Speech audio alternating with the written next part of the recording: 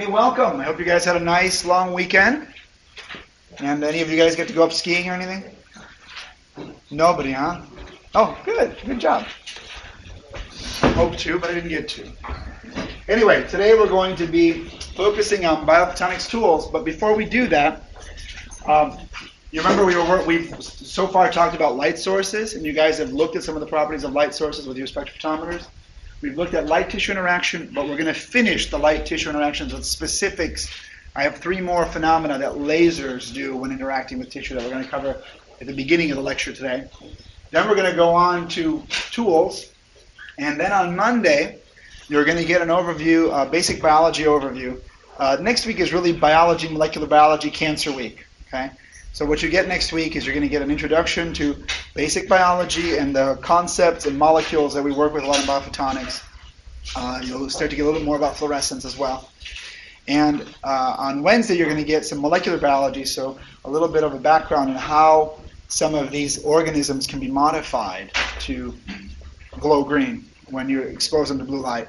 And you're also going to get a primer on cancer and what cancer is about. We're going to have guest speakers next week. Anna Korbacha will be talking to you about all the biology-related things, and Frank Schwang, both people from the center, he'll be talking to you about the cancer piece. He's an MD, PhD, and so we'll bring you kind of a medical perspective on cancer as well.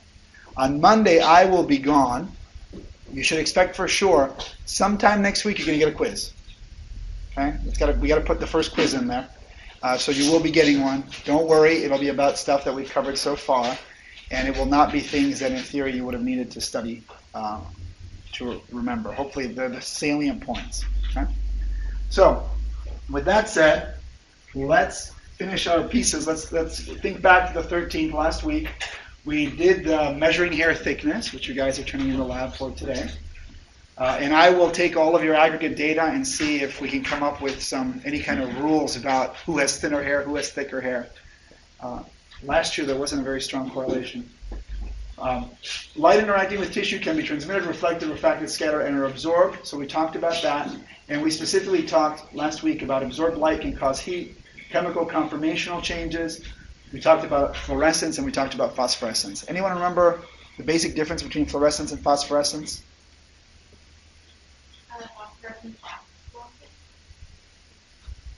Phosphorescence lasts longer. Anything else? Phosphorescence and excited triplet state. Excited triplet state. Anything else? Fluorescence was an incredibly fast process where you put in high energy light, and very quickly in nanoseconds, picoseconds, the fluorescence ends, actually usually nanoseconds. Phosphorescence could last minutes. I was reading over the weekend that they're starting to come up with phosphorescent particles that they want to embed in the paint that is used for lane markings, because there's a lot of accidents that happen at night when people veer from their lane. And so now they're working on a technique to try to get, they would like to get like 7 or 8 hours worth of phosphorescence out of particles, and they put in those, the thing that they used to paint, the dividing lines. So I thought that was pretty interesting, that there are uses of phosphorescence all over. And then we went on to laser light can have following effects with tissues. First we talked about thermal effects.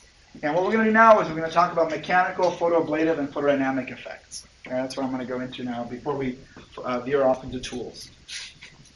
So, I can actually use a laser to create a mechanical effect.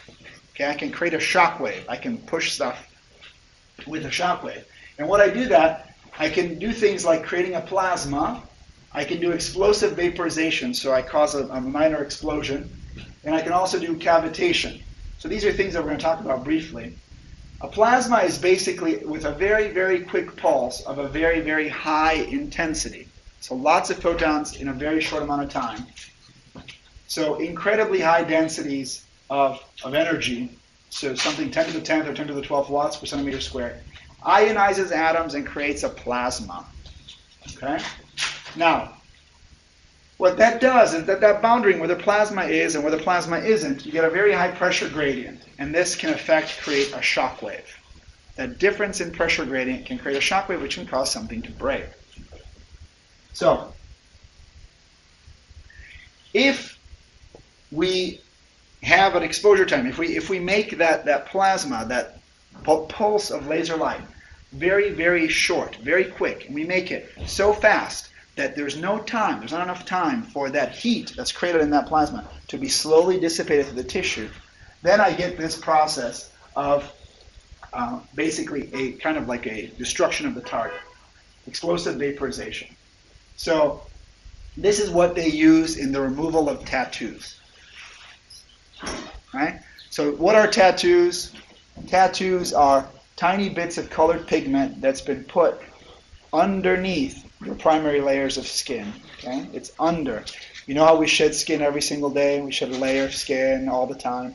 Well, if you go underneath all those basic layers of skin and you put dye there, you can still see the dye through the layers of skin because they're very thin layers of skin, but it's there. It's permanent. Okay? So how could you get rid of it?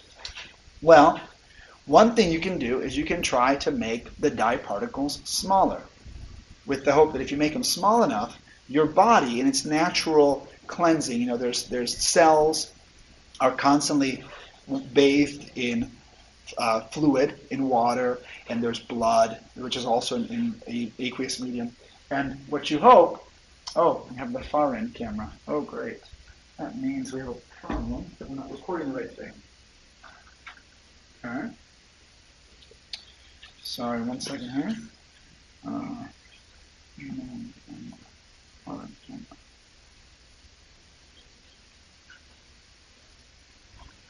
Okay. Now we have a different problem.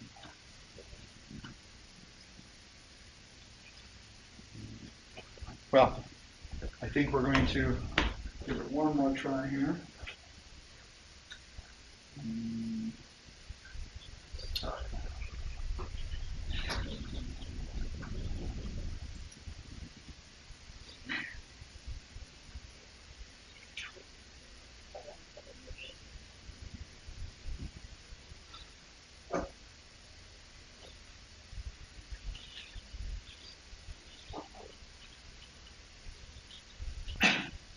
I don't think I'm going to be able to solve that very quickly.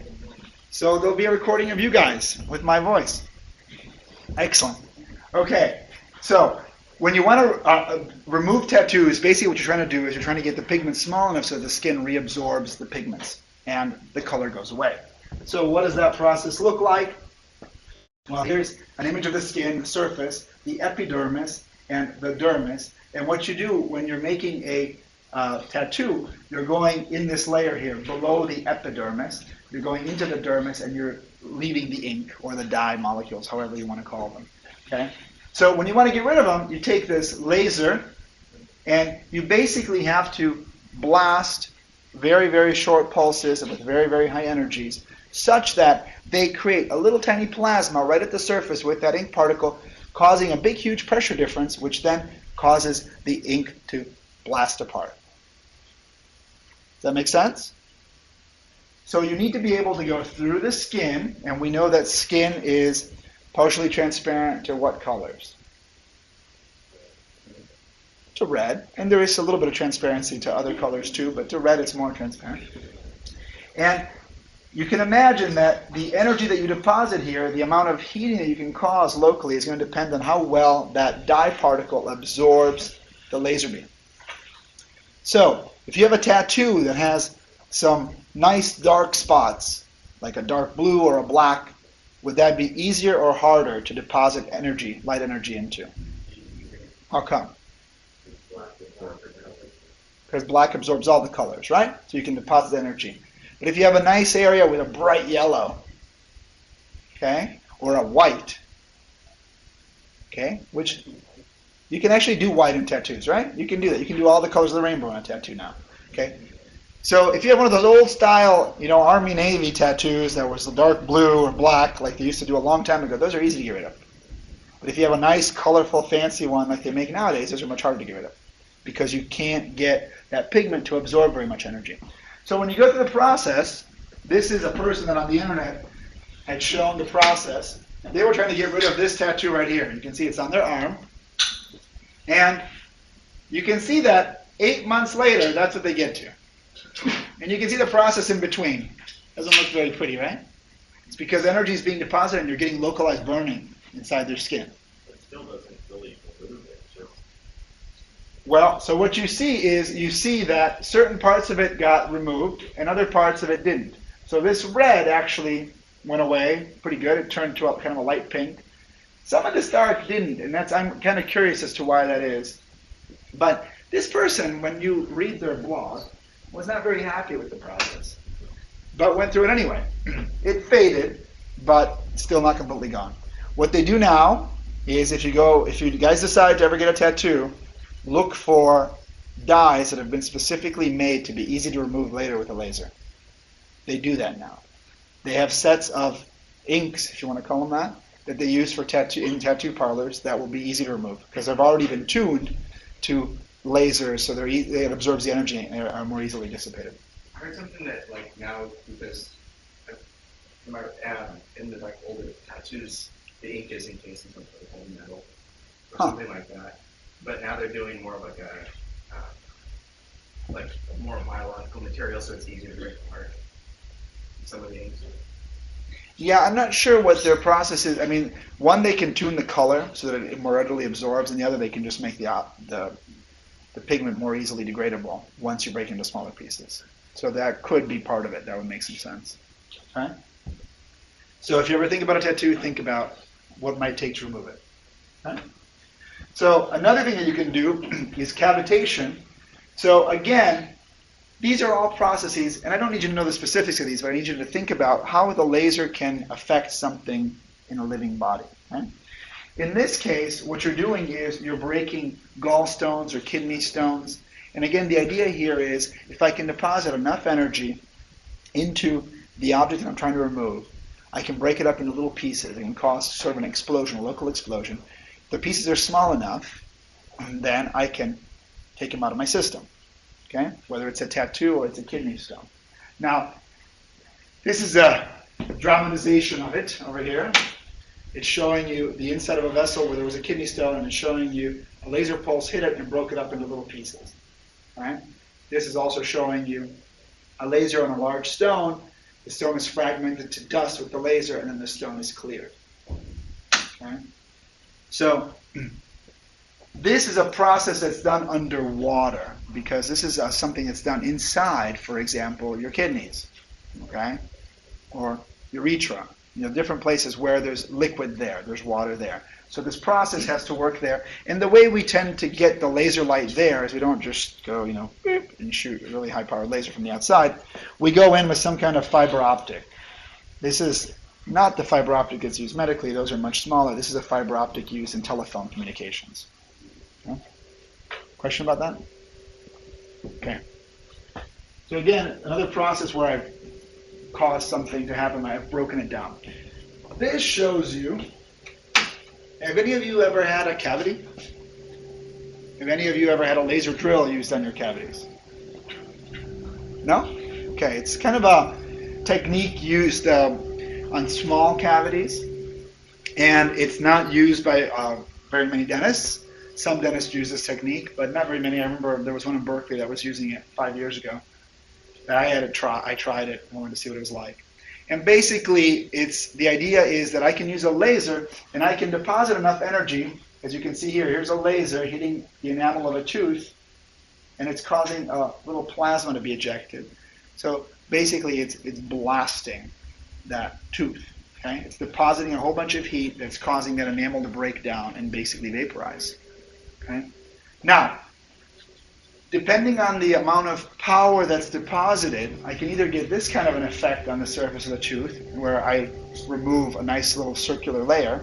So if I was trying to fill your cavity, I wanted to remove the bad part, I could go in and shoot pulses of this, and I could be removing layers of your enamel. But if I happen to have the thing cranked up a little too high, or I make the pulse beam too long, and I deposit too much energy, I can have this happen. Okay? I've deposited so much energy that the enamel of the tooth cracks. So the important thing about all these techniques is that you can use a laser to do quite a bit of work, but you have to be very careful with the amount of energy that you deposit. Okay, and over what area. And you have to also know very much the thermal properties of the object that you're making this laser hit. And whether it's in air or water, all of these different things matter. Huh? That's a photomechanical effect. The next one is photoablative. So in this case, you use wavelengths in the 190 to 300 nanometer range, which is what part of the spectrum? UV, ultraviolet. Okay? Our vision starts somewhere around 300 to 400 nanometers is what we can start to see as a really deep violet. So in this case, these laser lights, these photons have so much energy that ends up being higher than the binding energy between molecules. So what does that mean? It means that the energy in this light is enough to make the molecules come apart. Right? Or ionize. The bond is broken, they separate. Okay? So, the molecular bonds are broken and the tissue components are vaporized without generation of any heat at the edges. It's only obtained with lasers of very energetic wavelengths, UV. The action is superficial because the light of these wavelengths is very strongly absorbed by tissue. Do you guys remember we tried putting a blue LED on a finger? We tried the green laser, here it is, on my finger. Nothing comes through. Well, the blue even less. Okay? It's very strongly absorbed. So they end up using, a lot of times, a laser at 193 nanometers. And based on the amount of energy that they deposit, they can control the depth of destruction, okay, the depth of ablation, from a few microns to about 150 microns. Okay? So to give you a sense, how thick were your hairs? How much? Nobody knew what their hair thickness was? 60 micrometers. 60 micrometers. Anyone have anything else? 80 micrometers. 80. Okay, so your hairs probably were anywhere between from the 50 to 150, 200 micrometers. Oh, we're getting some people worried over here. Do you guys have thicker hair or thinner hair? So effectively, with a laser like this, we can control the amount of damage to about the thickness of your hair, or less. Okay? Now, why might that matter? Excuse me. Well, let's say we want to reshape your cornea. Okay? So in this case, you're wearing glasses. Okay? Many of you wear glasses. Well, several of you wear glasses. Okay? It's because you can't focus the image at all distances onto the back of your eye. Okay? So we can actually modify your cornea shape so that you have an easier time being able to focus the image on the back of your retina. Okay? How do we do that? Well, we take your eye, we don't take it out, you're just sitting there, you're laying down like this, and first you slice off a piece on top of the cornea. It's called the flap. And you flap it over. Okay? Then you come in with your laser, and the laser isn't really this wide, but that's the area that it's going to affect. And what that laser does is, as it scans, it can control how fast it's pulsing and for how long. It removes a layer of about 10 microns. So it removes like a layer of cells off your cornea. And I have a pattern that I've determined from doing some tests on your eye that tells me the shape exactly of your cornea, and I can figure out where to remove cornea so that I can get your eye to focus on the back of your retina again. Once I've shaped it by removing a layer at a time in a very controlled fashion, I stick the flap back on. And the flap will pretty quickly reattach, and you'll be fine, and you'll be able to see. Now, you guys are young. If you guys have that procedure done, corneal cells can still grow. So your eyes can go bad again over time. Okay? Usually with younger people, what they do is you buy a touch-up plan, which gives you the initial, and then like every couple of years you can go in and do it again until your cornea kind of is slow to grow. Yes? Are they like completely put you under anesthesia when they're doing this, or how are you No. personally awake? You can be completely awake. There's no nerves there. Still, wouldn't you kind of, I mean, I think you twitch or something. You don't see it. You see this part. You see the blade going. It's not very well in focus. That's the part that bugs me the most. The laser part doesn't bug me. the part of the knife going across and slicing the cornea, that's the part that kind of irritates me. And have you actually had it done? I haven't. No. Luckily, my eyes are fine. My wife's considering doing it. But I've known people that have done it, and they don't complain of, the only thing that's weird is that, like, you have to kind of lay back for a while after the procedure. Otherwise, that flap will. So you have to kind of lay back and let it kind of stick, and then sometimes they cover your eye for a while, so you have you have your eyelids closed and it's holding that flap, right? And then that thing attaches pretty quickly. Doesn't it take a while though for your eye to adjust and get like a good again?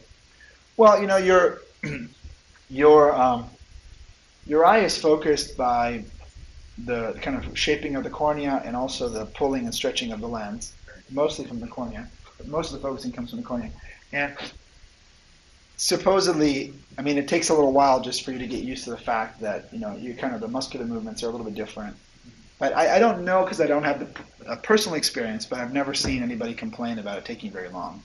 When you first take everything off, it probably takes a little while. You might be teary, and there might be a variety of things happening. But so this is showing you on a cow eye the flap removed and the shaping of the cornea. You see how it goes in? That's been shaped, and then they would put the flap back on. And this is like a sideways view of showing you where the laser pulse hits. This is the effective vaporization of a layer of cells. This is the little mushroom cloud from the vaporization of the layer of cells, okay? That's ablation. Ablation, you've just gone poof, and you've made it into its, basically the molecule's been torn apart. Okay? That's the important thing about photoablation.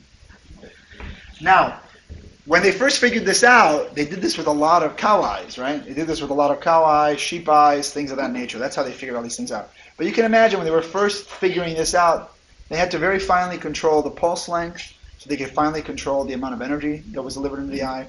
And it took a lot of experimentation before they felt comfortable doing it on a person. Okay? Now, why do we use an ultraviolet laser to do this? Why don't I use a green laser? Those are cheaper. Yeah, you can see green, right? The reason you can see green is because it goes through. So if I used a green laser, I'd just be poking holes in your retina. Okay? So I use ultraviolet because the cornea, it absorbs ultraviolet energy and blocks it. Okay? It's a natural mechanism to protect our eye, right? Because ultraviolet light, this is the way that it blocks it. But people that are exposed to too much ultraviolet light can get snow blindness, which is the UV. If you absorb enough UV into the cornea, you kind of get a hazing. And that can create other problems with bad vision. Okay, and then the last one I want to talk to you about is photodynamic. Okay, so far we've had mechanical. It causes like a local plasma or a cavitation, some kind of explosion. We've had ablation, which basically ionizes and pulverizes the components. And now we have photodynamic. Photodynamic therapy, PDT, what photodynamic therapy does is it says this. It says, I can take a specific molecule or sets of molecules that can be destroyed by applying the correct light on them. Okay? If I can get those molecules to stick to the thing that I want to destroy, to the cells that I want to kill, then I can use this as a therapy. So if I have a skin cancer, and I can get some kind of agent, some kind of cream, that will selectively stick to the tumor areas, okay, the parts that I want to get rid of. And then I expose light of the correct wavelength to activate those molecules. Once those molecules are activated, they will form free radicals. Those free radicals will destroy whatever molecules are near them. If those happen to be the bad cells that I want to get rid of, I have now destroyed the bad cells. Does that make sense? Yes? What about the show the good cells are on the tube? If it's attached to good cells, yes. So the trick here is to find a substance, a chemical substance, that is both activated by a specific wavelength of light, or a range of wavelengths of light, and selectively binds the bad stuff. Okay, that's the trick. If you can figure that out, then you're fine. This technique works well. Now, they have creams. A lot of my friends that are a bit more on in years have been exposed to a lot of sun, and they have a lot of what they call precancerous lesions. And Jim went through this process. What they do is they give you a cream, and this cream basically tends to select more strongly adhere to the parts that are these precancerous lesions. It adheres to all of your skin, but more strongly the parts that are bad. And then you kind of just walk out into the sun for a very controlled amount of time, and that destroys, it activates this chemical, and it destroys those precancerous cells and some of the healthy stuff. And so you get a nice kind of red splotchy appearance for a while, but you've selectively destroyed more of the precancerous cell layers than you have of the healthy cell layers. And then the healthy cell layers regrow, and the cancerous ones are gone. Precancerous ones are gone. Okay? We also have researchers in Canada that are part of the Biophotonics Center that will go in and remove cancers this way. So they can do it both for topical cancers, but you can also do it for something inside. If you open up and you have selective binding, and then you can expose the light. These kinds of techniques can also be used for removing certain types of spots. There's different ways. There's one of just laser cauterization, but there's also ways with chemically activated agents, okay, depending on what it is that you're trying to go after. Okay? So, this is showing an example. I've got my tumor in here. This part right here is the tumor. I'm lucky because I can get these little tiny yellow drugs, and this is false color, but I can get these little tiny drug molecules to stick to my tumor. I turn on the light that activates those molecules, and boom, all those cells are destroyed. And the tumor mass is destroyed. Okay? The good thing about this is if I can have something that's selective, that isn't sticking here, but is only sticking to the parts that I want to get rid of, I can get rid of very small clusters, beginnings of cancers, beginnings of tumors. A few cells, maybe, which I would never, ever see in any other way. But because this stuff sticks to it selectively and I can irradiate a large area, boom, I've cleaned up the cancer in that area. Okay? The trick again is finding the drug that sticks only to the bad stuff. That's the trick here. Okay, so with that said, you've now seen these 4 different effects that can happen with laser light. The thermal effects were used for what kind of common use? You guys remember any? We used a laser to deposit heat to destroy.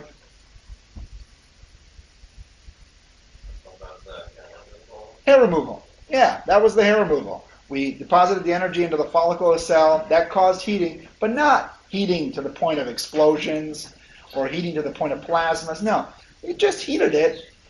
100 degrees centigrade, desiccated the cells, denatured the proteins, boom, that hair cell is gone. Okay?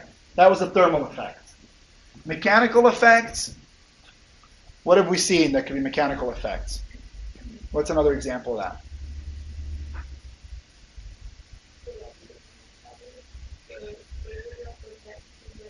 Cavity, so removing layers of enamel. What else? Tattoo removal. Okay, gallstone removal, those types of things where you're causing a local explosion that's causing the shattering of pieces. Photoablative. What's our favorite photoablative example? Laser eye surgery, LASIKs. And photodynamic effects, we've got this drug uptake, selective drug uptake, which then is activated by light. And that drug, when it's activated, forms free radicals. Those free radicals destroy the cells around them. Yes?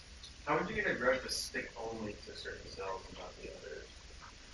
Well, that's the magic, right? I mean, this is the part that's difficult. What you could do is you may have a situation where you can have a photoactivatable molecule that's attached to something that has a structure that fits inside of proteins that might be found on the surface of the tumor, or that might have a preference electrostatic interaction. So the positive and minuses are laid out in such a way that you can have a favorable contact, more favorable than with most other proteins in healthy cells.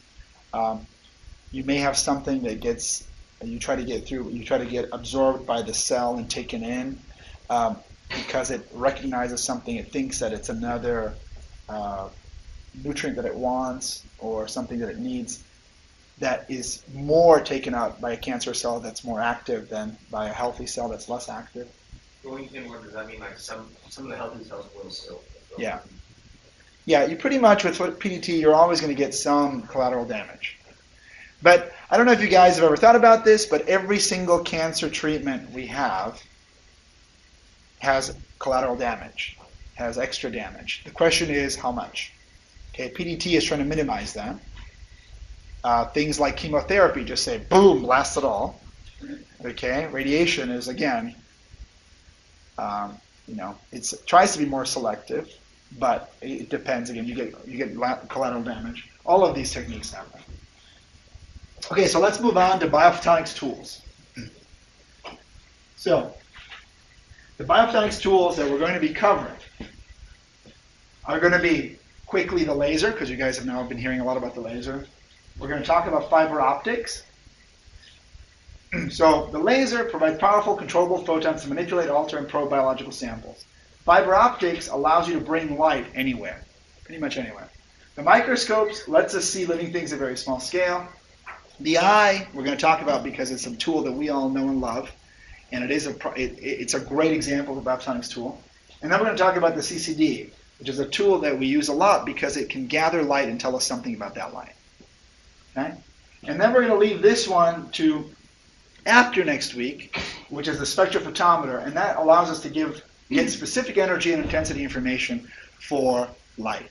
Okay? And you guys have done a version of the spectrophotometer with the paper spectroscope, but you will be, after next week, and after we do our tour of CBST, then you'll be doing some things with the higher end spectrophotometers. Okay, the laser. As we saw a week and a half ago or so, laser stands for light amplification through stimulated emission of radiation. The big deal with lasers, monochromatic, which means what? Single wavelength is an easy way to think about it. Coherent.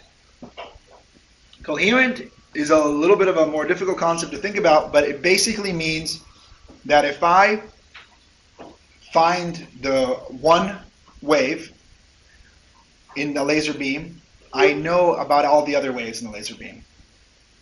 I can figure out where all of them are and what their relationships are to each other. Okay, in sunlight, the waves are all scattered, going in all different directions, doing all their own thing. And just by finding one, you really have no idea of what the others are doing. In a laser, if I know where one is and what its phase is and its speed, everything, I will know what's happening to the others, okay, in that beam. Directional, we see that I can point a laser, it's very directional, travels one way. When we had an incandescent light, the light goes everywhere, right? The sunlight goes everywhere. It can focus to a few hundred nanometers, which means I can concentrate at really high energy density, can pack a lot of photons in a small area. I can range it from ultraviolet to visible to infrared, and some are tunable, and I can pulse it down to very, very short pulse lengths, which again allows me to control not only the amount of time, but also the amount of energy that I deposit. Huh? And you guys remember we talked about how it worked in a ruby laser?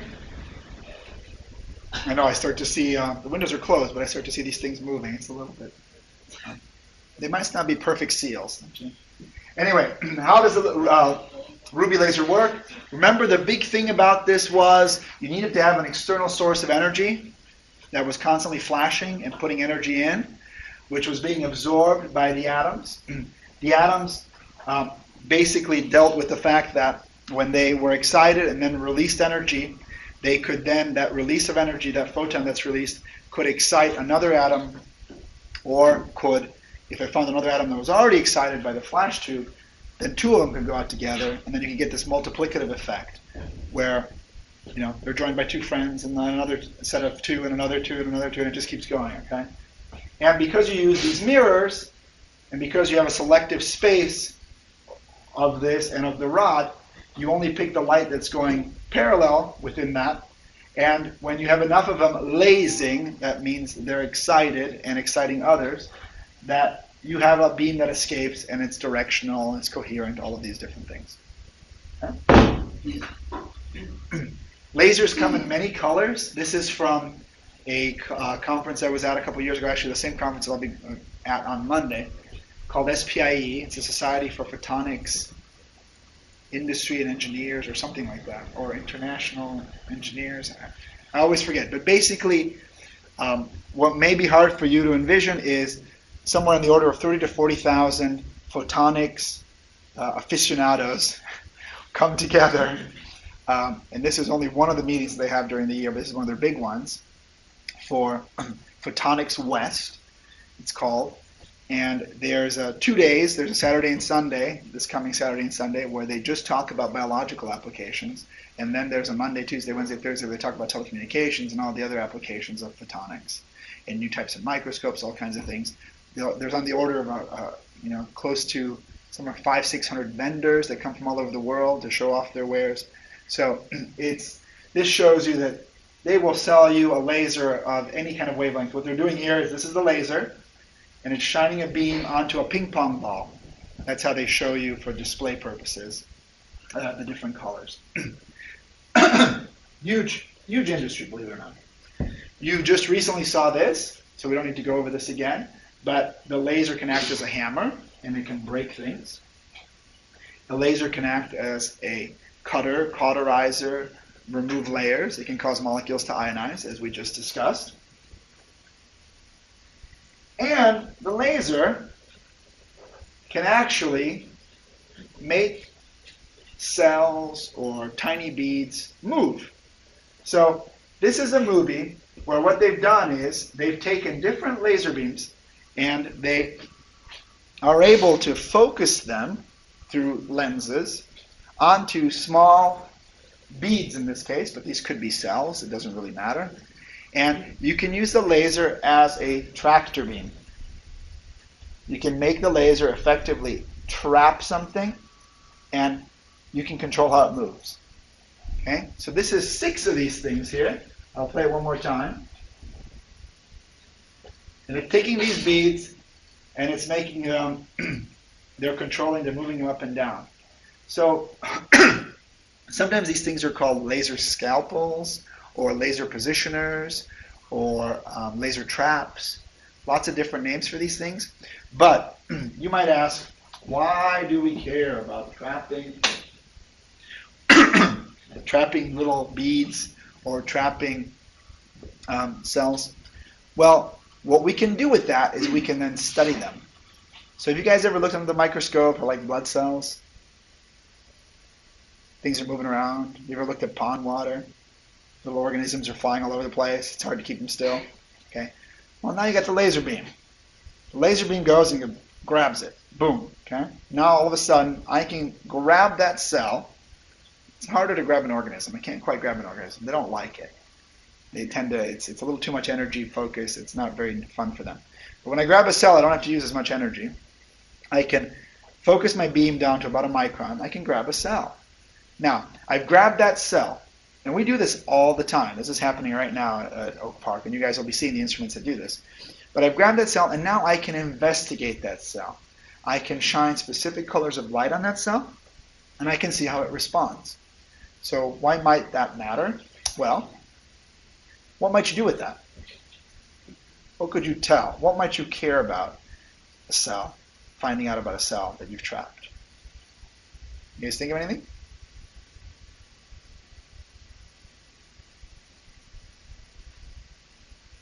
I know it's a bit of a tough question.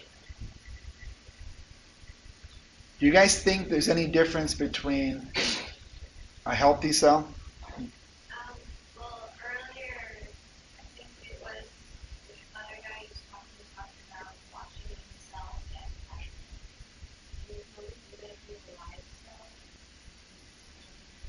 So you might want to watch a process that's happening in a cell, and you might want to hold it still, is what you're saying. Okay? That's definitely reasonable. Yeah, think of it this way. So you've got a healthy cell and you've got a cancerous cell. Might there be a difference between those two cells? It's possible, right? And a lot of what we do is trying to figure out what that difference is. So cancerous cells tend to be on the go. They're constantly trying to multiply. They're very active. Being very active, what does that mean in terms of what's happening inside the cell? It means that there's a lot of generation of DNA. There's a lot of extra energy in that cell. Okay? Those molecules have specific signatures in terms of optical signatures, the way they react to light of specific colors. Okay? They have specific things that they do. Because of that, I can grab that cell and I can do something. The most common thing that we do at CBST is we do Raman spectroscopy. It's a type of spectroscopy that looks for vibrational modes within atoms, aggregate vibrational modes. Okay? I know that sounds strange, but if I have a lot more DNA, I will have a stronger signal that shows me the vibrations that are normal for DNA. If I have a lot more NADH, I will have that signature will be enhanced compared to a healthy cell. So what I can do is I can trap the cell and do this type of investigation on it. The other thing that we can do is we can trap a cell and we can do not even microsurgery, incredibly small surgery. I can take out a mitochondria in the cell. I can use one laser to hold my cell, and I can use another laser to selectively blast just a small part of that cell and see what the cell does, so I can learn more about how cells function. Okay? It's called laser surgery. Okay? Laser cell surgery, actually. We had a researcher that was doing that as well. So there's a lot of different things you can do when you can trap it. Now, I can't trap you with a laser beam. Okay? That doesn't work. The amount of energy that I would need for that is ridiculously large. Okay? But I can trap a very small, 5, 10 micron bead, okay, in a solution.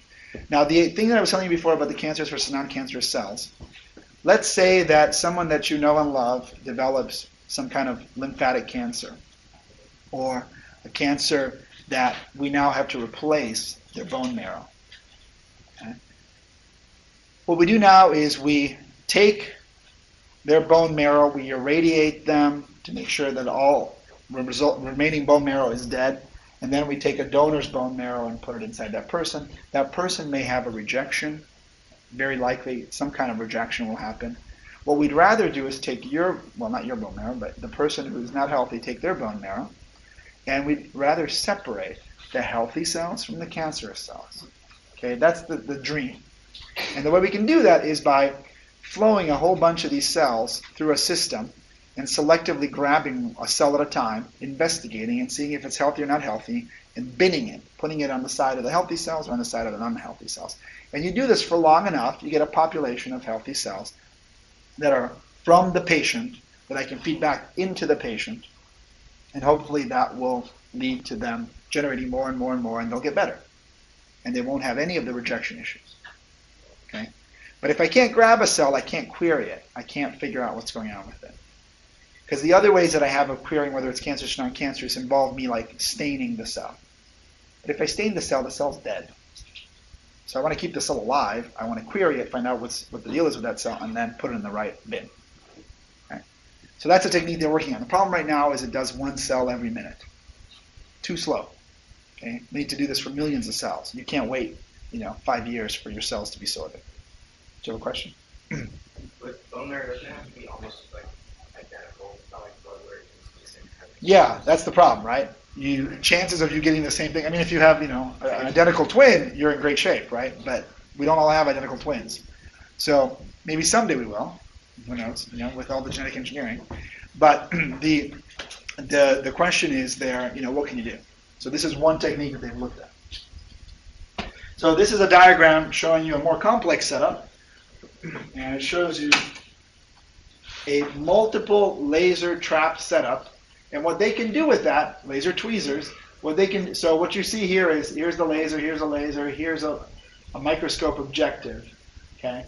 And what they're showing you is that they can go in with the laser, pass it through some things, pass it through some other splitters and joiners. The yellow and blue lasers are joined into the screen, and then there's a red laser here. They can use the different colors lasers to trap things or to cause a different motion in the object. And this is a red blood cell, which are kind of donut-shaped like.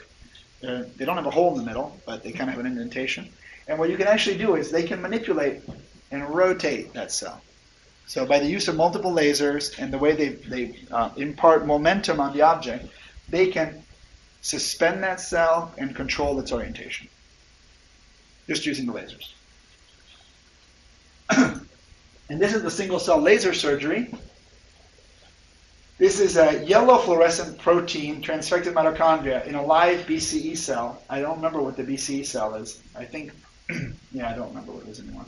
But what it's showing here is that they've labeled the mitochondria in this live cell with yellow fluorescent protein. So whenever they shine higher energy light on it, it glows back yellow in this case. It's not green fluorescent, but yellow fluorescent protein. And they're showing you that they can selectively apply a laser pulse to remove just one mitochondrion. This is what it was before. They do the blast, and this is what it looks like afterwards. So they can selectively control that laser beam and the amount of energy that it didn't kill the whole cell. It didn't kill a whole bunch. It just removed one mitochondrion. And the idea here was that someday we may want to actually have robotic systems that can do surgery on a cellular level. Okay? Again, pretty far off in the future kind of idea, but it was something to show that it could be done. Okay, so let's move on to the next element here, next tool. And this is the optical fiber. So, optical fiber. Optical fiber traditionally is made up of strands of optically pure glass or now certain plastics. The idea is that it's used for transmitting light for telecommunications, for your internet, for medical imaging, all kinds of different things. And the idea is based on total internal reflection. And what that means is here that I can shine light into a fiber. Think of this middle part here at the core as the glass part. The cladding is just the plastic that goes around it. Okay, it can be made of different materials, the cladding. And no matter if I've got a laser that's coming in like this, at this angle, or at this angle, they will all be accepted into there. And they will bounce into that glass fiber until they come out the other end. Okay? Now, so what? I could have just shot it straight. Well, you want these fibers to curve. You want them to go all over the place. You want them to go from here to the other side of campus, and they have to go and make turns, and they have to go and get kinked and go up and then come down. And you want the light to continue traveling through there. Well, the beauty of these fibers is that it doesn't matter if you bend them. The light still travels through them, still bounces, and comes out the other end. And I know this is a little bit hard to see, but in this tube here, you see the red laser beam goes like that, like that, like that, and then comes back out. Okay? This is a straight version of it. I don't have, the bent one disappeared. But I've got my laser. Of course, I can go straight through, right? But I can also do all kinds of other things, right? I can bend it. And you can see it comes out the other end. It comes up on top now, depending on what my angle is. But it still travels through the tube. Okay? You guys see that? Now, I don't know if you noticed, but you do lose a little bit. I can go at a steeper angle. You do lose a little bit here and there on the edges. Some can escape. And that's usually what the cladding is for. The cladding helps to minimize that. Okay? Now, this is our fiber optic that we're going to test in here. Let's have somebody back there grab this. You can look at the, feel free to look at it right now at the edges. You can see if you see any kind of little bits of glass in there.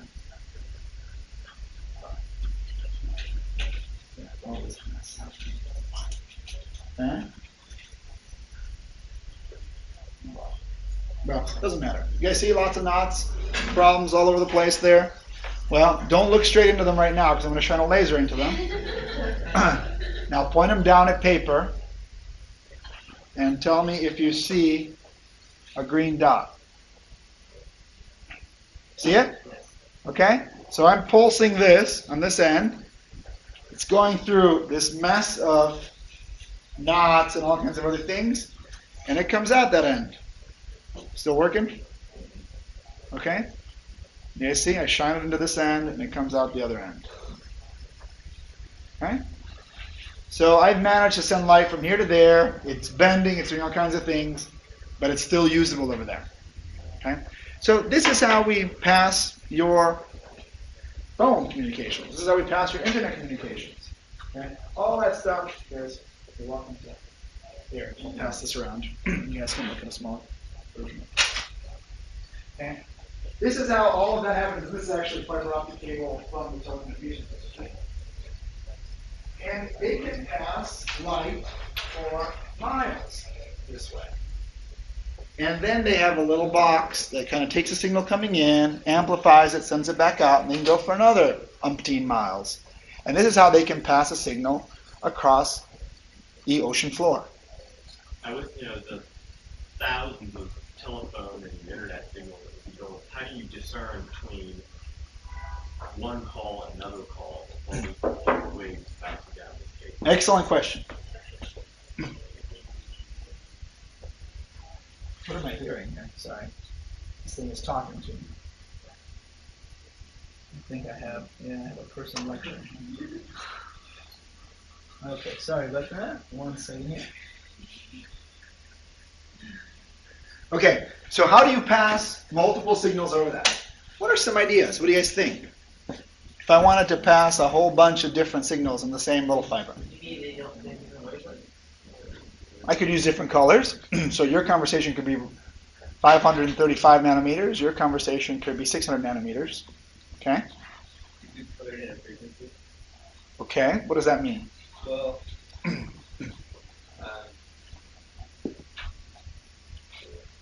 Don't mean to put you on the spot, but in your there's like a regular frequency that it sends, and then you can like superimpose like information onto it, like make it higher, lower, and then you can put like a bunch of U on, and you have like a computer that just learns all the information that's inside, and then you can overlay like a whole bunch of stuff on it. So, what do you guys remember that's special about lasers? Laser pulses. What did we talk about with laser pulses? Monochromatic. What else? Coherent. What else? Directional, but in this case, I'm going all over the place anyway. You can make them super short. Okay. So, I can turn on and off a laser incredibly fast. Okay? Imagine I can turn a laser on and off basically 100 million times a second, maybe a billion times a second. Okay? So at that rate, I can say that the information from pulse 5 to 500 is your conversation. 501 to 605 is yours. 605 to 800 is your piece of information. And I've now taken a billion bits of that information that I can send, and I've chunked it. Okay? So that I can send maybe 1,000 different bits of conversation per second to my other location. Now at the other end, I better have something that's pretty good about figuring out which bits are which. Otherwise, your conversation's going to get mixed with your conversation, it's going to get mixed with your conversation. It's going to be a mess. I don't know if sometimes you've been on the phone and you've heard other people's conversations. It can happen. That used to happen because of electrical crossing. Now it can happen because of optical crossing. Yeah. So how do they take audio and transform that into a coded light signal? So this is all something that we're going to be talking about a little later called digitization. Digitization is the process by which I take something that is analog in nature, something that has infinite variability, like your voice, and I make it into discrete chunks of mathematical information that I can easily pass through a machine. Okay? And we can do this with video, we can do this with audio, we can do this with email, anything, any kind of digital information we can do this with. But that's how those fibers work. They use multiple frequencies, they use multiple fibers, multiple frequency of laser light, so different colors. They use this ultra high speed of transmission. All that stuff can travel together in that same optical cable. And now they've just come up with the ways of packing 10 times more into the cable by changing the properties of the cable. Okay, so they're actually replacing the cable that goes between here and Europe to give us 10 times higher density of data transmission. Okay, so pretty much somewhere along the chain, whenever you're using your phone, you're doing your email, you're looking at a YouTube video, there's been fiber optics somewhere along the way. Okay, so and what you can also what you're also not seeing in that, because that's a single bundle, you can also make in one wire, you can pack 100 bundles. You can make really, really, really tiny fibers that are all stuck together. Okay? And when you do that, each one of them can carry, again, a billion bits of information per second. Well, wouldn't that lead to more of the crossover thing because there's not the padding around each single one? Well, that depends on, you could have a little tiny layer of cladding anyway, okay, very small, just a different material.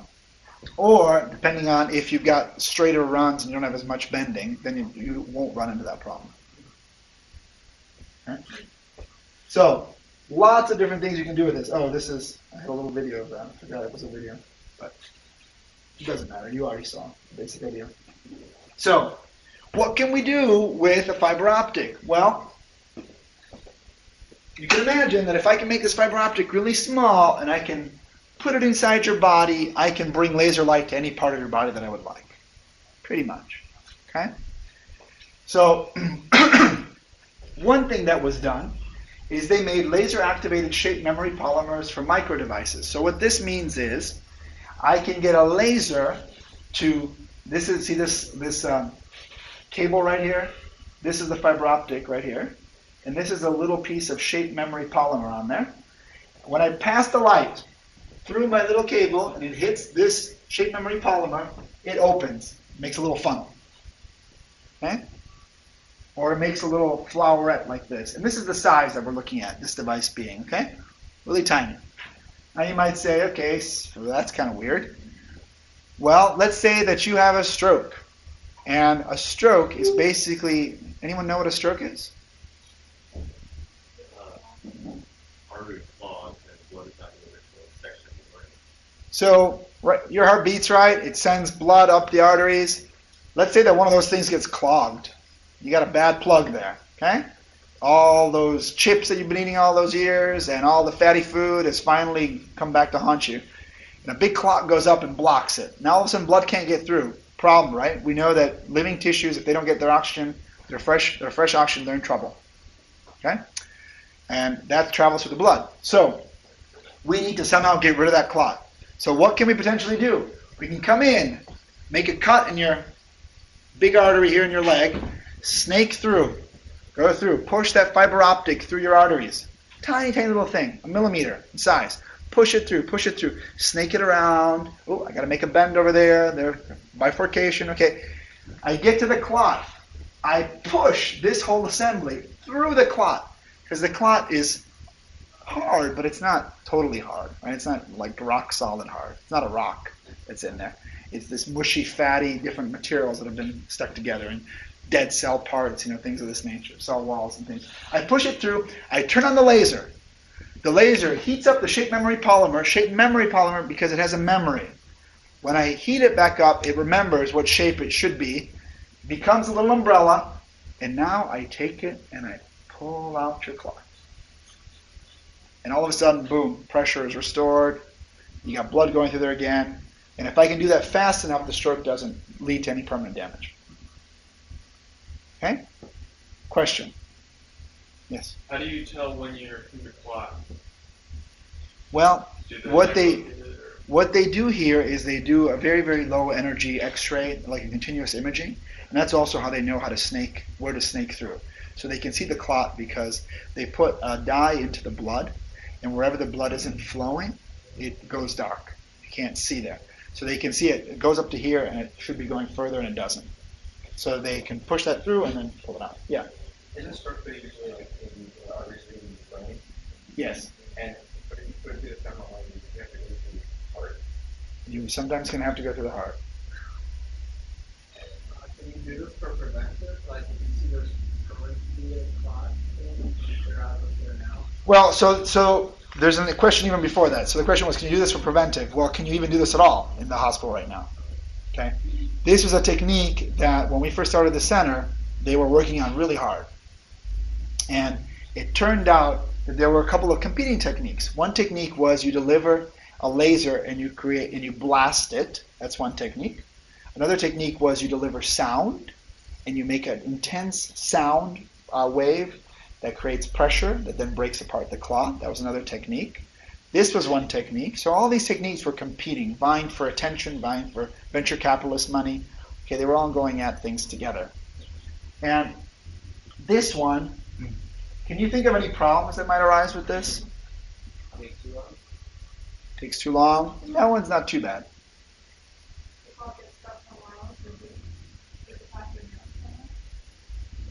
Well, the good news is when you're going up an artery like this, it goes from large to narrower. So the way you're traveling through the system is you're trying to travel in a direction where you would never be in a situation when you're pulling it back through something narrower. You're hoping that pretty much you've got that relatively contained. Or if you are going through something slightly narrow, it's very minimal. But can you imagine, so I've got a bifurcation, here's my big artery and it splits into two and my clot's over here. And I punch through it, I grabbed it, I'm pulling it back. Now imagine the blood is still pumping, right? There's a lot of pressure going this way, right? A lot of pressure. But there's no pressure here because there's been no flow. I pull it back. What happens at this bifurcation? Well, it's still gone. It might slip off and go up this one. No, it'll just create the stroke over there now. If it like fell apart, could it go to your brain? Well, this is already there. So it's blocking oxygen to your brain, but now you got a problem over here. Now, what about if you punch through and it breaks? Now you just created the problem further upstream. Now you created 2, 3, 4, 5 problems upstream. Okay? So the idea with the other techniques was blast the heck out of this thing, the clot, so it's so small that you are effectively causing tiny little strokes, but nothing that will affect in a large scale. But really, really small, tiny little blockages that eventually will clear out. Okay? That was one idea. So this technique, they tried making a wire that snakes through, so like you punch it through and then you activate it and it kind of becomes a spiral and it grabs the clot. So they've tried a lot of different techniques. Long story short, they've only done this with cows. Okay? It hasn't been used with humans yet. Have they actually done it successfully? With cows? Well, they take dead pieces of artery and they mimic a clot. It's kind of like, when I remember this work, that's where they were. That's what they were doing. Now, I don't know what happened to the other techniques. But these are very important procedures because stroke disable and kill a huge number of people every year. So it is a very hot problem. It's a very important problem. But just to show you that, this is another way that you can use fiber optics and lasers to try to get at this problem. And then there was we had another graduate student. And this graduate student, this is going to sound kind of weird, but what they were doing is they were taking 10,000 little strands, little glass strands, putting them together. They were each 4 micrometers, so much smaller than your hair, okay? A 10th or a 20th the size of your hair. She was sticking 10,000 of these together, polishing them in such a way that she would create a 500 micrometer, actually, diameter image guide. So a 0.5 millimeter cable, okay? 0.5 millimeter. So half the thickness of your fingernail. That thing would have 10,000 of these in it. Okay? And you can imagine that the light that goes into one will come out the other end, right? So this is her looking at a resolution chart. She could look at something. She could put a little microscope at one end of this thing and put the other thing on something really small, and she could see through it. The light would travel. So it's like an imaging guide. You have 10,000 pixels of an image. It's like a 10,000 pixel image.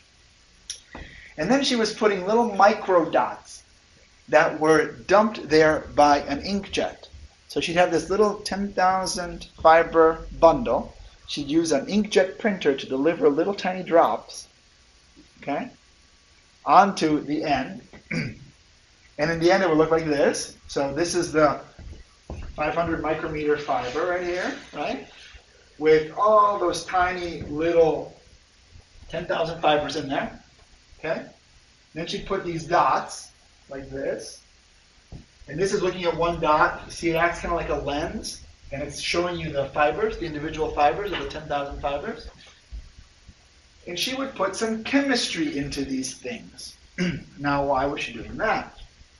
Well, she wanted to study gum disease.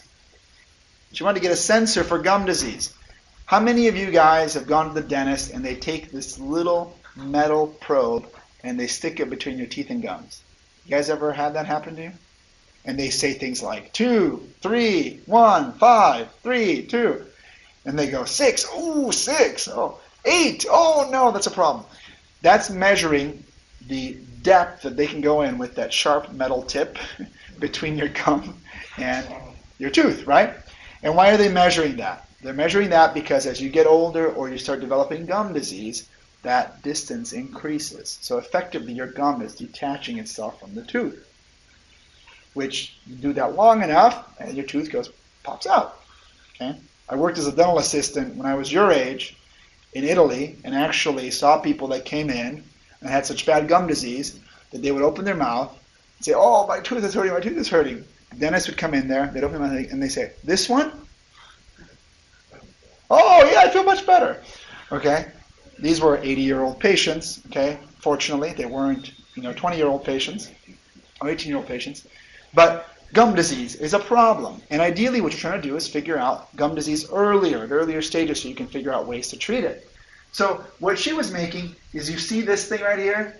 That's that pointy thing that you stick in there, the metal thing. What she wanted to do is, instead of having that be a metal tip, she wanted to put the fiber optic bundle there with the 10,000 little fibers in that tiny little thing, so that when it's poked in there, she can put some special detectors here that will react if there are products there in your gums that are likely to be precursors to gum disease. So it's kind of like it's like an early warning system. She wanted to poke it in there and see if there's early signs of gum disease. She would have the right enzymes that would cause a reaction, which would then fluoresce. So she would come into the fiber, she would shine blue light down, and she would look and see if one of these lights up, because a reaction has happened and now fluorescence would occur there. And this drop it. So this is just showing you what she would see. So this is if you just use light, and this is what she would see if the dot was activated. She would shine blue light in, she'd look at the green light coming back, and if she saw it, she'd know that that particular dot was activated with that particular enzyme. So the idea here was that you could have these 7 or 8 dots or more dots eventually that you stick in there, they activate if the product is there that you're looking for, and now you know, instead of having to go and measure that all the time, you just know if there's early signs of gum disease. Questions about this?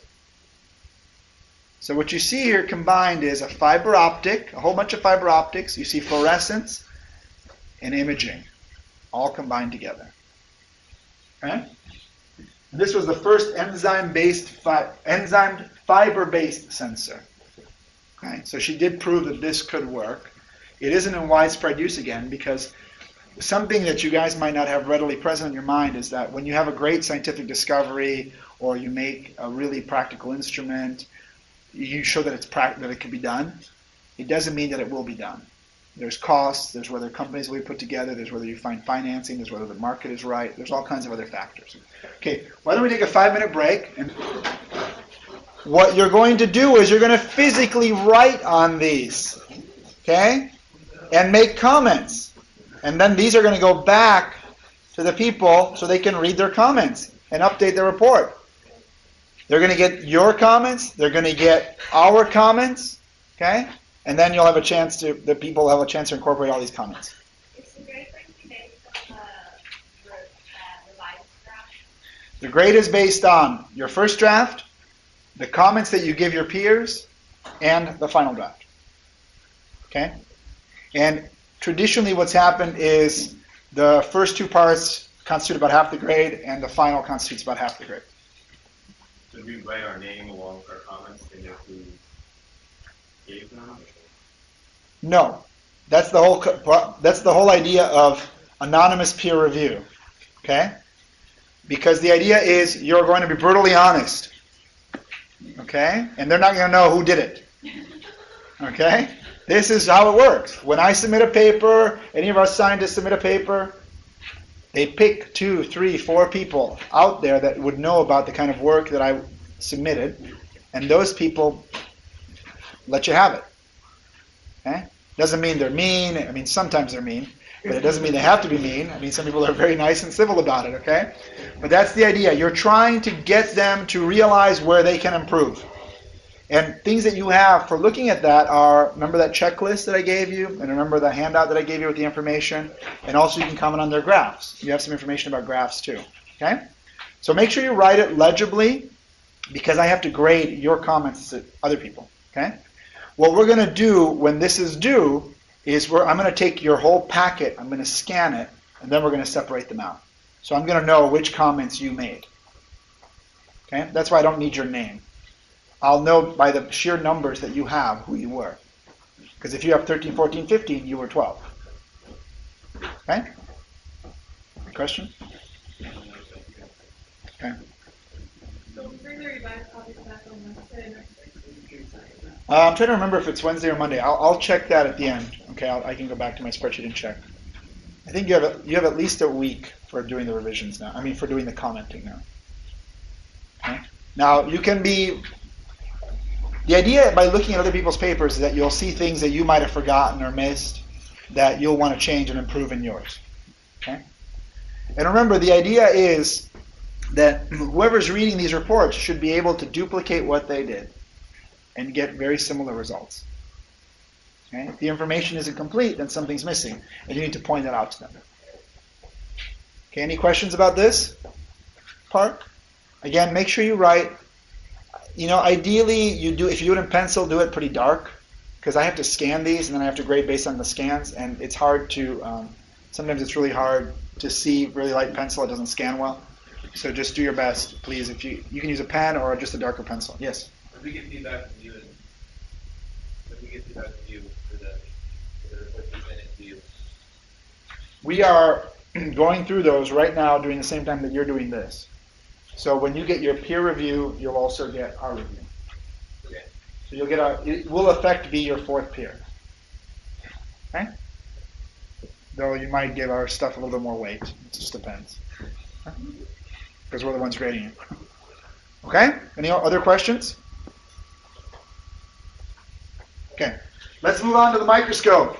How many of you guys have used a microscope sometime in your life? Raise your hands. Yay, good. That's a good thing. Okay, so microscope. I'm not going to go through the long story here, but basically it's been around for a while.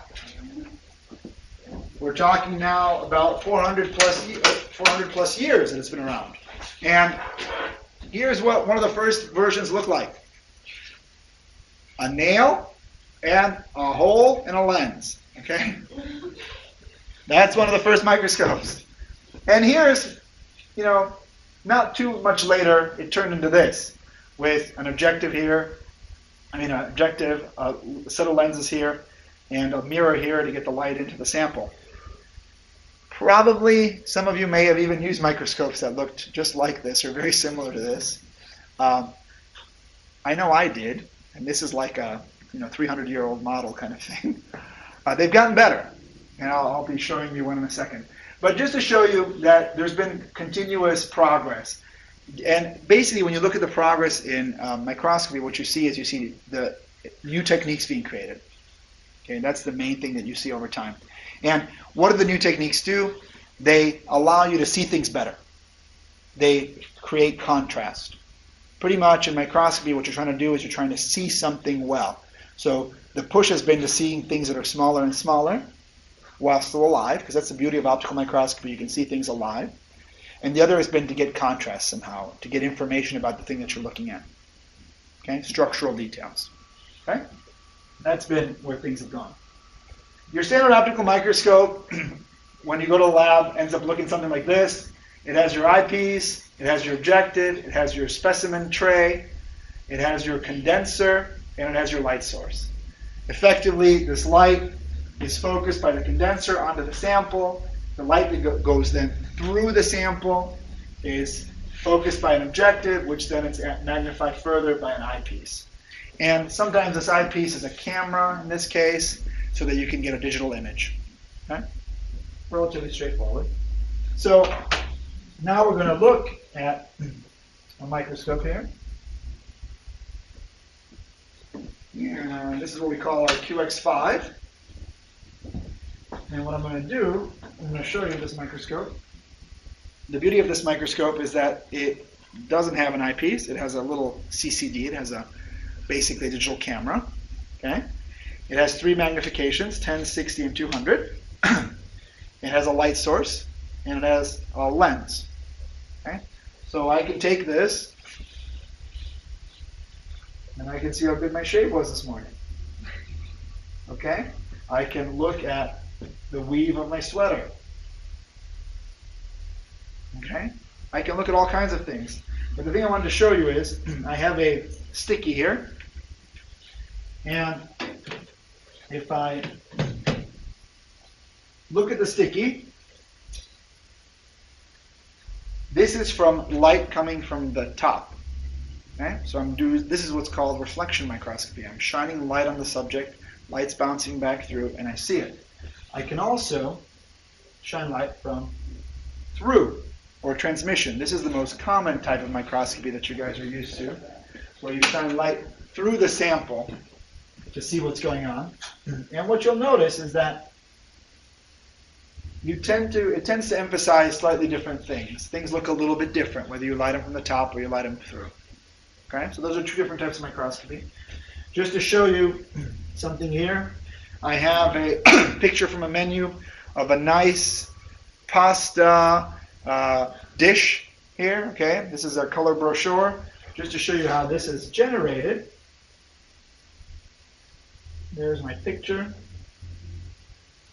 You see there's a little bit of green onion in there, a little bit of tomato, and the pasta noodles. Now, you see color, right? Well, and the way the color is produced in magazines is through dots. So each dot is not an individual color, but these are, what color dots do you see? Yellow, red.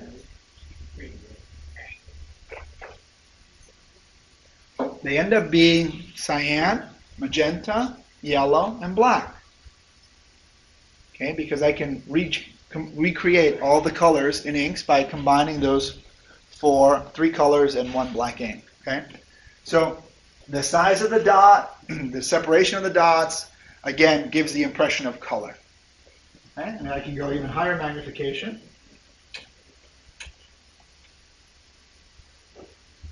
And it doesn't get super sharp, but that's about what you see. And it's clear on the computer. You can see the different colors of dots a little bit better. But this is how all your magazines are done. All your color printing is done. This is how your inkjet printer works, okay? By combining these different colors. And the microscope, by varying magnification, allows me to get closer or farther away from my sample. And it allows me to investigate what's going on and see it. And again, I can do light from different directions and see different things. Okay. Okay? So, what are some other ways that I get contrast? I can get contrast through something called polarization. So here's your basic microscopy setup. I have light coming through. I have my condenser. I have my specimen. I have my objective. And I have my eyepiece. Well, what I can do in here is I can stick in 2 polarizing filters. How many of you have ever owned polarizing sunglasses? Okay. What do polarizing sunglasses do? They cut half the light, okay. But I could do that with just a gray lens too. They cut out glare. So what they do, they act kind of like a gate, okay?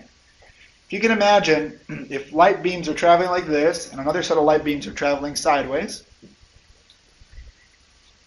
I can selectively allow only the beams that are coming in with a certain orientation to come through. Okay? And the thing about glare is that whenever light from the sun, which is going in all directions, hits a surface and bounces, it's always polarized perpendicular to the surface it bounced off of.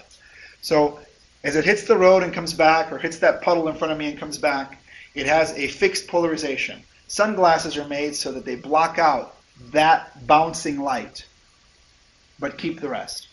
So therefore the glare gets reduced. Okay?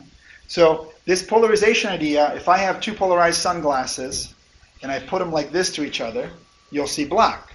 If I put them like this to each other, you'll see gray. You can see through it. Okay? You'll see black. And the basic idea is I can use this in microscopy. I can put, effectively, it's like putting one of my sunglasses, polarizing sunglasses here, and one up here, and I can put them at 90 degrees to each other. And what I'll see is I'll see something like this. If I use a hair, and I'll see something like this with sugar. So, in this case, I'm looking at a sugar crystal through a microscopy technique called dark field. Dark field is just, instead of having the light come through my subject, I'm going to shine the light from the sides of my object, and I'm going to see what light bounces back up into my eye, to my eyepiece. Okay? Bright field was the one we saw with the light from beneath. Reflection is the light from the top. Dark field is the light from the sides. Notice this is a hair in air. On the air part, light coming from the side doesn't go anywhere. But when it hits the hair, it comes up. So I see the hair, but the rest is a dark field. Bright field, this would look bright, and this would look darker. That would be bright field microscopy. This is dark field microscopy. This is polarized microscopy because what it does is it says, by having these filters in there that polarize the light, in theory, nothing should be coming through. I've got them crossed to each other. There should be no light coming through. But the reason I see some is because the biological material that I have in the way, in the path, is birefringent, which means it turns light. Traditionally, subjects that turn, materials that turn light are materials that are very highly structured. Hair is very highly structured, and it's birefringent. It bends light. So it allows you to do this. Sugar crystals do the same thing. Salt crystals don't. So some things are birefringent, some things are not.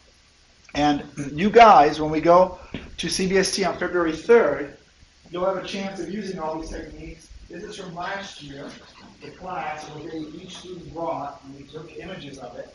You guys are going to do the same thing. And I'll be telling you more about it next week. But you'll be able to use bright field, dark field, polarized light microscopy on your own sample that you decide that you want to look at. Okay? You can also use reflection microscopy. Some people there use reflection, some use dark field, and some use bright field, and some use polarized. Okay? We even have hot cocoa done under fluorescence. So you guys, when you get a chance, take a look, because you will be doing more with microscopy. Okay, so just to show you, you guys remember, I think I showed you early on C. elegans. Did we see C. elegans so far, or no? I can't remember now. The little tiny nematode worms. Oh, I guess you guys haven't seen them yet. You will be seeing them. I think you'll start seeing them on Monday with Anna. But these are tiny little worms that whenever you guys have a picnic, you're sitting on hundreds and thousands of these. Okay? When they're fully adult, they're about the length. Their full length is the width, is the thickness of your fingernail. Okay? So full adults are about 1 millimeter long. But they're these little nematodes, these little worms that live in the ground. And when you look at them in bright field, they look like this. When you look at them in dark field, they look like that. When you look at them under something called phase contrast, they look like that.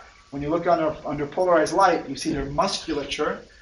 If you have them labeled so that they're polarized so that they glow where their nuclei are, you see this. And if you take all these images together and merge them, you can see different things about something, a biological system, by using different microscopies and overlaying them together all in one image. Okay? So different types of microscopies give you different information about your sample, is the main message. And what's fluorescence microscopy? Well, in fluorescence microscopy, we shine a light, like a blue light. We have it hit a mirror, go through the objective lens, hit our object. The fluorescence coming from that object comes back, is passed through, and that's what we see. So this mirror here bounces blue light and blocks blue light from coming back. So you can imagine this blue light would also be bouncing off this object, because not all of it is going to be absorbed to cause fluorescence. But this blocks it so that only the fluorescence comes through, and that's all I see. So what's interesting about fluorescence is, where's Waldo in this image? Anyone see him? Can you describe? Besides the white balloon sensor behind the people, one guy's orange shirt, the girl in the Right here? Yeah. Good job, guys. Good job, guys. But I could have made this a lot harder. So what can we do to make them easier to spot? Well, we can stick a big arrow on them, but that's not the easiest thing that you can do on an actual living cell. So what we can do is we can make them fluoresce, such that when I turn on the blue light, he's the only one that glows. Okay? So now you notice I've taken a scene that was very complicated, had a lot of different things in it, and I've brought out the thing I want to study. And that's the same thing we do with fluorescence microscopy. We can use a whole bunch of different colors. This is showing you different fluorescent dyes. Okay? They're saying, and these are all of them, this one, if you excite it at about 640 nanometers, it glows red at about 670 nanometers. If you excite this at 568, it glows at 570 something.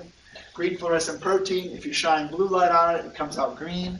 Okay? There's lots and lots. There's hundreds now of different dyes that you can use. And if you can selectively attach them to the thing you want to study, then you can make just those things stand out.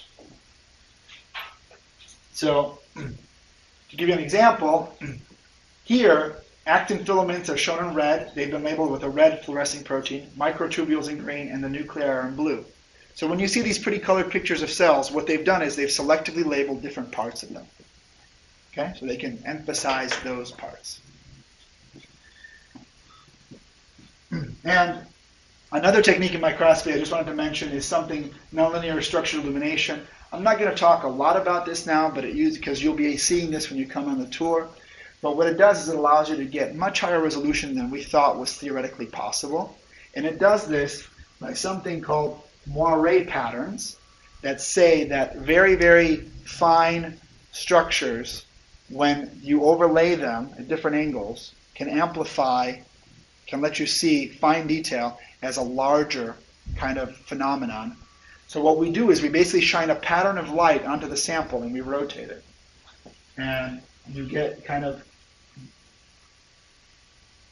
I don't want this one to go away. No, I want this one to go. Why aren't you going? This is showing you a red mesh and a green mesh, that when you move them on top of each other, you get other patterns. And if you use a computer and you study these patterns,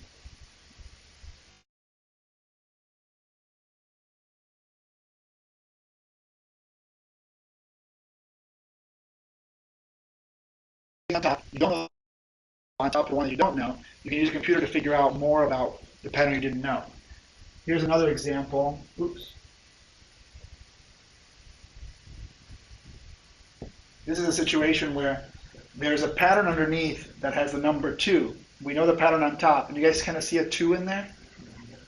And you see how it grew bigger and smaller?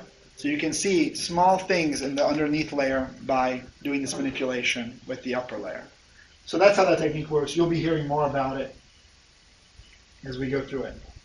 So the other example I wanted to show you was the eye. Now let me show you this first little video. As light enters the eye, it strikes the receptor cells of the retina, called the rods and cones. A chemical reaction results in the formation of electric impulses, which then travel to the brain through the optic nerve. Okay, so did you guys see that? So the light comes in through the cornea and the lens, hits the retina, it goes through several layers of cells, activates or hits rods and cones, which have molecules in them that will change shape when they interact with the photons, which will then trigger an electrical signal that goes into the brain, and which we then interpret as vision. Okay? To tell you a little bit more about that, we have 4 different pigments in our eye that detect vision. And those pigments are a blue pigment, heavily sensitive in the blue part of the spectrum. We have a rhodopsin, which is what we consider our black and white vision, kind of our night vision pigment. We have a green pigment, and we have a red pigment. These three, the red, green, and blue, are in the cones, or I think of it as cones for color vision. And this one, the rhodopsin, is actually in the rods. That's our night vision, okay? But this is the region of the spectrum that they're sensitive to. This is what will trigger them to sense light. Now, this is the eye, and these sensors are inside these rods and cones, which are lining all the inside of the retina, okay, in the back of your eye. Okay? Now, something that we've talked about before, do you guys remember how which one looks brighter? The green, okay? Even though these two things are the same power, the green looks brighter. That's because our perception of color, even though we have sensors in the red, green, and blue, and also in this yellow area of the spectrum, and they all look equal, this is just their sensitivity. Our perception of color looks more like this. So when we look at our green laser, this is a line right here that is for our green laser. Our eye is quite sensitive to that light. Our red laser is down here. So you notice the sensitivity here is about a tenth of the sensitivity in the green. So if I had a red laser that I wanted to perceive as equally bright as a green laser, I'd have to have it be 10 times more powerful. Okay? So our eye is most sensitive. This is for daytime vision, by the way. Our eye is most sensitive in the greenish yellow. Okay? And that corresponds to the maximal output we get from the sun. Believe it or not. We're kind of tuned to our sun. Okay? We don't see blue as well, and we don't see red as well. We're not as sensitive to those parts of the spectrum. Yes? They reverse stoplights and made the red mean go and the green mean stop, and we have like less people running red on that thing. Well, what they end up doing is, believe it or not, what caused less accidents was just having the lights switch faster, which is what happened when they switched them to LEDs, because they didn't have to wait for a filament to heat up. But the red LEDs have to be, for us to perceive them as equally bright, you have to put a lot more power into the red LEDs. They have to be much brighter. They have to be much more powerful in terms of the amount of light they give out for us to perceive them as equal brightness. Okay. Well, you might still perceive them as somewhat brighter. I mean, the thing about red is we have a natural built-in response to red because of fire. So to us, red signals danger. So it's pretty, that's a good thing, whereas green is like, nice rolling green fields, all this kind of stuff. So to switch those would create quite a other problems. Is it true that the light doesn't dilate your people in the dark? Yeah, and the reason for that is when you're in the dark, this is the only active photoreceptor, rhodopsin. And if you notice, rhodopsin isn't sensitive 600 to 700. It just has no sensitivity. So what that means is that I can blast red light, and the red light will only activate my red photoreceptors for my daytime vision. I can make really, really bright red light, and I'll still see things with that red light using my cones. But my rods will not have been affected, so I can still have night vision. If I were to use a green light to do that, I'd be messing with it. I'd be kind of saturating, I'd be activating my night vision rods when I wouldn't want them activated, because I only want them I want to be very sensitive to very minimal amounts of light. That's why in like naval ships and stuff at night they'll go to red lights. Yes, exactly. So you guys up on watch on time. Exactly. Same reason why if you're an astronomer or you want to go out stargazing, the thing you should do is you should bring a red LED and shine that on whatever you're looking at, your reference, or if you're reading something, you want to use red because it doesn't activate your night vision, and then you can still be very active and be very good at seeing in night vision. Now, the thing that I don't show here is that this sensitivity curve shifts over towards the blue by about 50 nanometers for night vision. So believe it or not, at night, we have more sensitivity in very low light conditions. We have more sensitivity towards the blue part of the spectrum much more than we do towards the red. But this is the daytime sensitivity. So this just shows you, this is a blow up of a rod, and inside the rod, you've got all these membranes, plasma membranes, and inside them you have these things called rhodopsin molecules. That's the photoreceptor molecule, right? That's the molecule that actually reacts to the light. And what happens there is, see this little part here with the molecule inside, this is a blow up of that. This is the membrane here, and this is your rhodopsin molecule in here. And inside the rhodopsin molecule, there's something called 11-cis retinal that in the dark has this shape, and in the light, when a photon hits it, it straightens out. So that changing of conformation is based on the absorption of light of certain range of wavelengths. It changes the molecular shape, which then causes an electrical signal. If enough of those are activated, change shape, cause an electrical signal, which then goes to your brain. Okay? So the photons cause a structural change from a kinked to a straightened molecule. Enough of those cause an electrical signal, which then your brain responds to. Yes? How long does it take for that change to be effective? You know, it's at least faster, the whole process from the stimulus to us sensing the stimulus and registering it is faster than a 30th of a second. Exactly how fast that particular piece is, I don't know. It's a chemical, this should be really, really fast, this type of transition. It should be much faster than, I would think it would be microseconds, if not faster. But the whole response, you know, there's a lot of chains in the response.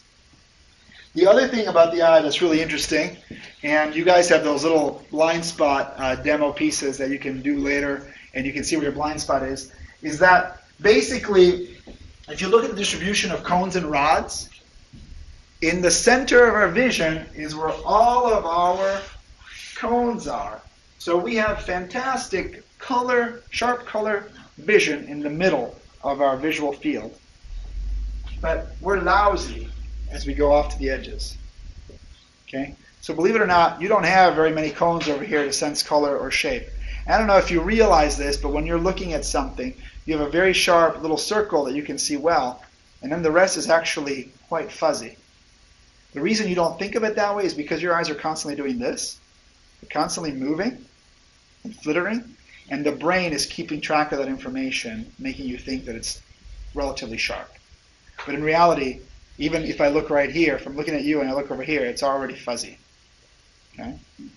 Now, what we do have over there is lots of rods, which are sensitive to low light and are more of our black and white sensors. So if you guys ever notice when you're out stargazing in the night, you actually see brighter things on the edges. You see more on the edges than you do in the very center of your vision. Yes? That way at night, if you look at spots too long, it kind of disappears. So you can see the out, like the rest of it. Huh. I haven't thought about that. Probably. You don't have, if you're looking at a single spot kind of thing, but if it's bright, then it's activating your cones. If it's dark, then it won't, and then you wouldn't be able to see it very well, and that might cause what you're saying. But if it's bright, I'm not sure. That could be a different effect. Okay? So, just to give you a sense, there's roughly 125 million rods in your human retina and about 5 to 7 million cones. Okay? There are no rods whatsoever here in the center, because everything is your color vision. It's all your cones that are doing that. Okay? So you have about 16 rods for every cone, and there's only about 1 million separate nerve pathways from each eye to the brain. So the average path that goes from your eye to the brain has to carry information from 6 cones and 100 rods. Okay? So your brain is doing a lot of processing. There's a lot of processing going on even before the image ever gets to your brain. Because if I were to look at this and say, oh, we only have 1 million separate nerve pathways, we can only sense, we're only a 1 megapixel camera. Okay? But in reality, the way we're concentrated and we have a much higher density in the center and the way things are laid out, it appears like we have a much higher resolution image than if we were to just use a simple idea of a camera. Our eye is quite more complicated than a camera. The other thing to think about is that each one of those receptor cells, rods and cones, so we've said that we have 125 million rods and 5.7 million cones. In each one of them, there are about 10 million photopigment molecules. Each one of them.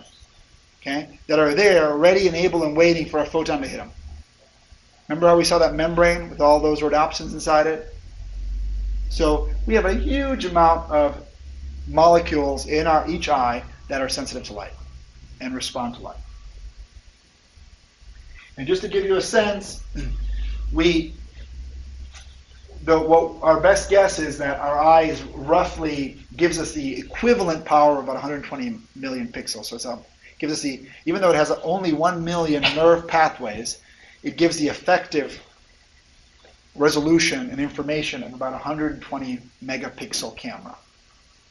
Okay? Right now, the cameras you guys are using might be somewhere between 5 to 10 megapixels. So we're getting closer to what we think the resolving power of the eye is. And this is just comparing your old TV before we went digital was 168,000 pixels of information. And your new TVs now are a couple of megapixels of information. So it would be used with the resolution better than the human eye if you would just see the human eye regardless? Well, the only reason why we go to, there's already gigapixel cameras. People have made cameras that capture 1 billion pixels of information. But there is more information there than we could perceive. But a lot of it depends on how it's displayed. But the reason we do that is because we can still zoom in. So I could take a picture, out on the quad, and I could see how many hairs were on your head, by zooming in, kind of thing. That's why people still do it. So for satellite kind of imaging and all that kind of stuff, it's still worthwhile. But we can't perceive all that information at once. There's just no way. Okay? So with that said, I'm going to stop here, and we'll actually also do the CCD next time. We'll do the CCD and the spectrophotometer. And let me check that date for when this is due. The other thing, guys, is we have to start thinking about your teams for your project. And starting next week, we actually want to get into that. But you should start thinking about what team. You need to have about at least 4 people in your team. So you will need to nominate a captain. So you probably should start thinking about who do you want to be in your team and who do you want to be the person that can come here at 10 o'clock on Fridays for a couple of Fridays to gather information related to your projects. Okay? So next week, by the end of next week, I'll be asking you for your formal team designation, who's on your team, and who's the representative that will come here for Friday morning meetings. Okay? Now, in terms of when is that other piece due? You gotta take $5. You gotta take $5.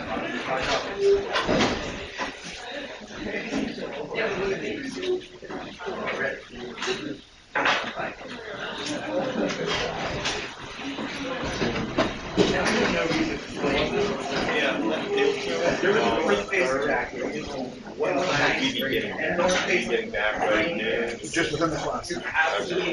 Okay, so you guys, your copies are due in 1 week, okay? Your reviews are due in 1 week. Okay, thank you guys.